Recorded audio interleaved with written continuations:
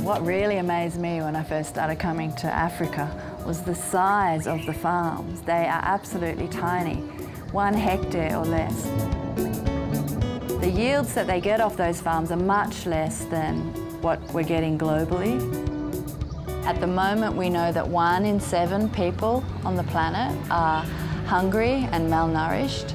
We know that we're going to increase our population by 2050 by another 33%. What that actually means is we need to grow 70% or 80% more food. And so the world is coming to realise that we need to devise ways of doing it better.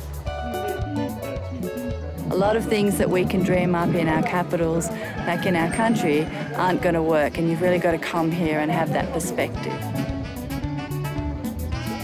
When the centre was first announced, we thought it was really important to go to Africa and to consult on what the priorities of the centre should be.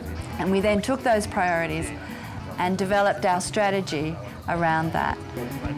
Food security isn't just about growing more food. The other elements also need to be considered if you truly want to achieve food security, and that is food access and food utilisation.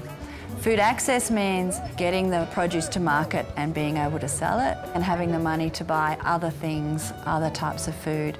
And utilisation is about having a variety of food in order to have the appropriate and nutritious diet.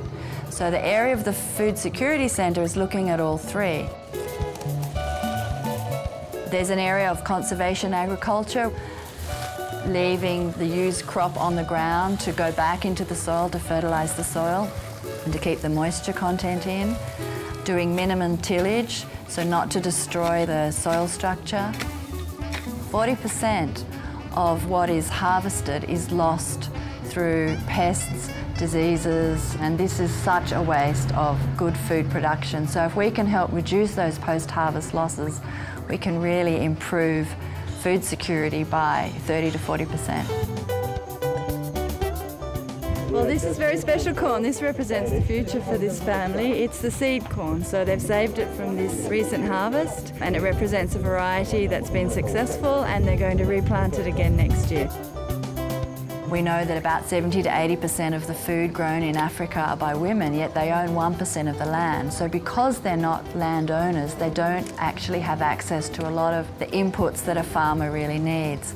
They have trouble getting access to good seeds, to fertiliser, and to basic information about what they need, including the prices at market. So this is the mixed maize. Today in the market we were talking to a man about his maize crop, and he was telling us that he was forced to sell it now where the prices are at their lowest. And I asked him, well, why don't you store it and wait until the prices are higher? And he said he can't do that for 2 reasons. One is he doesn't have the capacity to store it, and 2, he can't actually afford to wait a month or 2 because he needs the income now. He has no reserves that will allow him and his family to live for a month or so. I think a lot of people who have never been to Africa tend to think of Africa as a continent of countries that really cannot feed themselves. And I don't believe that. I see farmers producing miracles every day, and I see a great deal of joy and happiness in these communities in spite of the challenges they have ahead of them. He's gorgeous, and look how healthy he is. It's just a matter of putting the right information and the right simple innovations in the hands of smallholder farmers who are responsible for feeding, in Africa, 1 billion people every day.